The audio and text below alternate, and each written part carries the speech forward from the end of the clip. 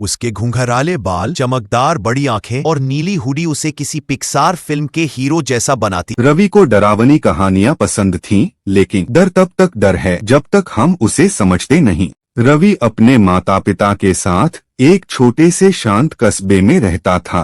कस्बे के बाहर एक पुरानी हवेली थी, लाल ईंटों की टूटी खिड़कियों वाली। लोग कहते थे रात में वहां से हंसी और रोने की आवाजें आती हैं। कोई भी बच्चा उस हवेली के पास जाने की हिम्मत नहीं करता था। एक शाम जब आसमान नारंगी से बैंगनी हो रहा था, रवि अपनी टॉर्च और छोटी डायरी लेकर हवेली की ओर बढ़ चला। जैसे ही उसने दरवाजा छुआ, वह अपने आप क्री की आवाज के साथ खुल गया।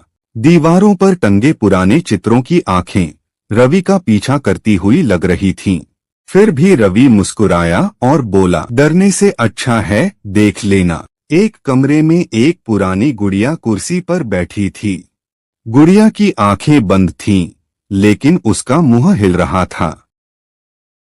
उसने फुसफुसाकर कहा, क्या तुम खेलोगे? उसने टॉर्च की रोशनी सीधे गुड़िया पर डाली। रोशनी पड़ते ही गुड़िया शांत हो गई। वह सारी एक साधारण खिलौना। तभी रवि को समझ आया कि हवेली का डर अंधेरे में पलता है। गलियारे में काली परछाइयां लहराने लगी। दीवारें ऐसे हिल रही थीं जैसे सांस ले रही हों। रवि ने अपनी डायरी खोली। उसने उसमें बनी सूरज की तस्वीर सामने रखी। जैसे ही उजाले की कल्पना हुई, हवेली की आवाजें धीमी पड़ने लगीं। ऊपर के कमरे में रवि को एक टूटा हुआ दर्पण मिला। दर्पण में रवि नहीं बल्कि एक उदास बच्चा दिखाई दिया। वह बच्चा वर्षों से यहाँ अकेला कैद था। ने दर्पण से कहा, तुम अकेले नहीं हो। उसकी आवाज सच्चाई से भरी थी। दर्पण तेज रोशनी से चमक उठा। हवेली की परछाइयां पिघलने लगी। डर अपनी शक्ल खो चुका था। दरवाजा खुला और ठंडी हवा ताजी खुशबू में बदल गई।